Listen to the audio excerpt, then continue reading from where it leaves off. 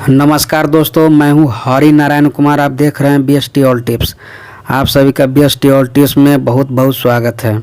दोस्तों, वीडियो को शुरू करने से पहले चैनल को सब्सक्राइब कर सकते हैं और वीडियो को लाइक नहीं किया है तो वीडियो को लाइक कर सकते हैं। आपके एक लाइक से मेरा मनोबल दोगुना हो जाता है। तो चलिए वीडियो को शुरू करते हैं।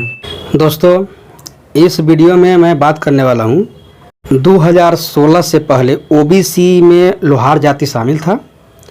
23 अगस्त 2016 को OBC कैटेगरी से ST अनुसूचित जनजाति श्रेणी में लोहार जाति को शामिल कर दिया जाता है। नीतीश सरकार की ये फैसला कितना जायज़ था या नाजायज़ था, इस पर मैं नहीं टिप्पा टिप्पी करना चाहूँगा। इसमें सुप्रीम कोर्ट जो दिल्ली में है, सुप्रीम कोर्ट जो होता है ना SC, सुप्रीम कोर्ट जो होता है सर्वोच्च न्यायालय, वो सर्वोच्च न्यायालय के द्वारा एक नोटिस आता है कि जो केंद्र सरकार लोहार जाति को तो SC ST में शामिल नहीं किया है, ओनली फॉर बिहार नहीं है, तो 1950 में जो लागू किया गया था, केंद्र में तो कहीं नहीं है तो बिहार में क्यों है? इसी के लेकर के सवाल हो जाता है, लाजमी भी है। क्योंकि देखिए, इस वीडियो के बनाने का मकसद क्या है, कुछ लोग अब जान नहीं रहे हैं। अब जान रहे हैं कि SC ST वाला जो जाति आपके पास है बिहार में, तो केंद्र सरकार का कोई वैकेंसी आया तो उसको भी आप डाल दिए। तो बहुत हमारे जो 3-4 फ्रेंड ऐसे हैं जिनका रिजेक्ट हो गया है, उसका फाइनल लिस्ट में सब नाम आ गया, मेरिट लिस्ट में सब चीज़ में नाम आ गया। नाम आने के बाद उनका सिलेक्शन नहीं हुआ। तो क्यों नहीं सिलेक्शन हुआ? सो देखिए, इसलिए सिलेक्शन नहीं हुआ क्योंकि ओनली फॉर जो SC ST है, लोहार जाति है, ओनली फॉर SC ST में है तो बिहार में ही है। अब बिहार से बाहर का वैकेंसी आप केंद्र सरकार की वैकेंसी में आप डाल रहे हैं तो ये तो नाजायज़ है ना। क्योंकि 1950 में के तहत उसमें लोहार जाति OBC की श्रेणी में आता है। ध्यान दीजिएगा, केंद्र सरकार में OBC के है, केंद्र सरकार में, तो आप केंद्र सरकार के वैकेंसी में आप कैसे डाल दीजिएगा? तो यही लोग, वो लोग गलती किए थे, उनको लोग का पता नहीं था। उनको लगा कि भाई हम तो ST में हैं, अनुसूचित जाति में है, अनुसूचित जनजाति में है, चलिए हम डाल देते हैं। तो केंद्र सरकार के वैकेंसी में डाल दिया। अब उसका मेरिट लिस्ट सब चीज़ बन गया। अब बनने के बाद उसका कुछ नहीं हुआ, उसका टाइम लैप्स हुआ। अब ऐसे में क्या है कि मान लेते जिनका एज रिटायर के कंडीशन में है, उसका क्या होगा? उसका तो कैरेक्टर खराब हो गया ना। तो मैं धन्यवाद देना चाहूँगा सुप्रीम कोर्ट को कि इस पर जल्द से जल्द कार्रवाई किया। अब इसमें देखिए, तत्कालिक मान लेते हैं लाभ तो था, लेकिन आगे चल के आपको दिक्कत हो सकता था। अब इधर राजनीतिक के तहत मान लेते हैं कि अभी नीतीश जी का सरकार है, जब महागठबंधन का सरकार 2016 में था तब ऐसा किया था, तो OBC ST में ला दिया। अब फिर दूसरा सरकार आता तो लाता हटाता, ये क्या खेला हो रहा है? विद्यार्थी के साथ आप नाइंसाफ़ी कर रहे हैं। या तो आप शामिल करते शामिल कीजिए, नहीं तो नहीं कीजिए, इसमें क्या दिक्कत है? लेकिन जब आप हटा दिए हैं, तो जब सुप्रीम कोर्ट सर्वोसर्वा होता है और संविधान का संरक्षक माना जाए तो सुप्रीम कोर्ट ही है। जब सुप्रीम कोर्ट जो कह दिया है तो ये कभी भी ये पूरा फाइनली हो गया है कि जो पहले जिस तरह से 2016 से पहले बिहार में OBC में लोहार जाति आता था, वही अनुसूचित जनजाति से हटा करके OBC में फिर से स्थापित हो जाएगा।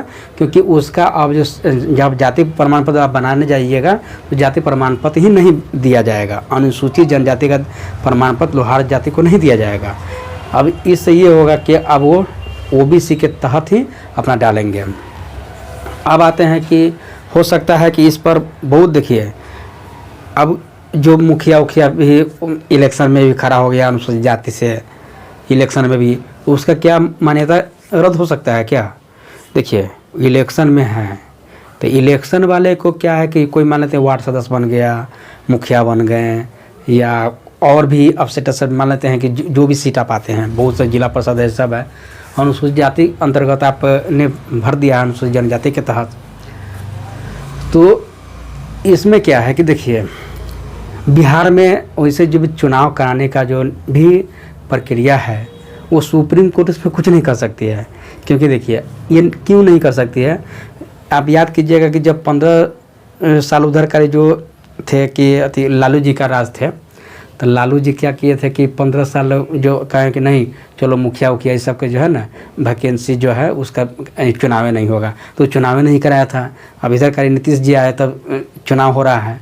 तो हमारे कहने का मतलब ये है कि नीति निर्देशक तत्व में है, तो ये सरकार जो बिहार सरकार है, चाहे बिहार सरकार के अलावा कोई भी स्टेट है, वहाँ पे उन राज्य सरकार अपना सक्षम के अनुसार वो इसको लागू कर सकता है। अगर सक्षम है तो भाई अति मुखिया बनेगा, नहीं तो इलेक्शन है नहीं होगा।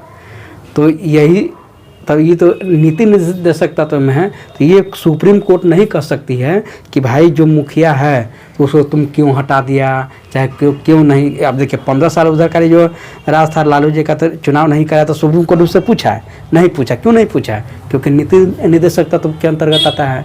चुनाव कराना है, चाहे शिक्षा व्यवस्था है, तो ये हम मान लेते हैं कि हाँ नीति निर्देशक तत्व के मतलब हुआ कि इसमें सुप्रीम कोर्ट कोई एक्शन नहीं ले सकती है, सिर्फ ओनली फॉर इलेक्शन के लिए। लेकिन जब आप अनुसूचित जनजाति से आप आवेदन कर रहे हैं कोई वैकेंसी के लिए, गवर्नमेंट जॉब के लिए, तो वहाँ पे आपको मान्यता रद्द कर दिया जाएगा।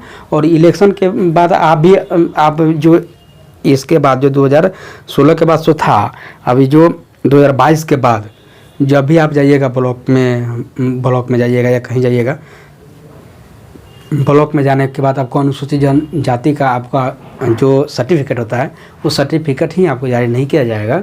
जब जारी ही नहीं होगा तो आप उसको वैकेंसी के लिए आप अप्लीकेबल कैसे हो सकते हैं? तो आप तो नहीं होगा।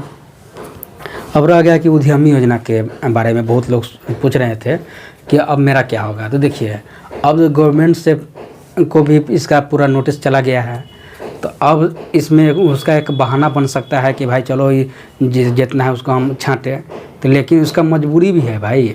आप चलो ये तो हो सकता है कि भाई अभी जो डाला है तो उसको कम से कम निकाल दे, और अगले बार से वो हिसाब नहीं होगा, क्योंकि सरकार का सक्षम है। अगर सरकार वैसा चाह लेगी तो वैसा होगा, तो उसका कोई ना कोई ज़रूर रास्ता निकालेंगे। ऐसा तो आप ही के मान लेते हैं कि अनुसूचित जनजाति में जो भी लोहार जाति है, आपके अलावा और भी तो होगा ना, तो सभी के लिए होगा। आप क्यों चिंता कर रहे हैं? तो चिंता करने की कोई बात नहीं है। अगर लागू होगा तो सभी के लिए नियम लागू होगा, नहीं लागू तो नहीं होगा। क्या तो क्यों खुश या क्यों गम? तो ज़्यादा गम में नहीं जाना है। और उद्यमी योजना से रिलेटेड बहुत लोग हैं मान लेते हैं जिनका ट्रेनिंग भी हो गया है, तो ट्रेनिंग हो गया है तो उनका पैसा वो निर्गत करेंगे, मेरा जहाँ तक अनुमान है। अगर निर्गत नहीं करेंगे तो भाई फिर दिक्कत है ना, तो फिर से उसका क्या आप आवेदन रद्द कीजिएगा? तो इस पर तो वो तो भाई इतना वोटे के लिए किया था, तो उसका लोहार जाति उसको वोट देगा, क्यों देगा? तो ये सब है। तो वो भी समझ रहा है कि मतलब वोट देगा नहीं, उसको भी वोट लेना है, तो वो ऐसा नहीं करेगा। अब अगले बार से जो करेगा सो करेगा। लगभग बहुत सारा अखबार में छापा गया है, सुप्रीम कोर्ट ने लोहार जाति को अनुसूचित जनजाति की श्रेणी में रखने की अनुमति की सूचना को रद्द किया। यह फैसला जस्टिस KM जोसेफ और ऋषि केस राय की पीठ ने दिया है। कोर्ट ने कहा है कि लोहार जाति केंद्र सरकार की 1950 की अनुसूचित जनजाति की सूची में नहीं है। ऐसे में बिहार सरकार लोहार को अनुसूचित जनजाति घोषित नहीं कर सकती है। लोहार अन्य पिछड़ा वर्ग OBC में रहेंगे और उन्हें अनुसूचित जनजाति का प्रमाण पत्र नहीं मिलेगा।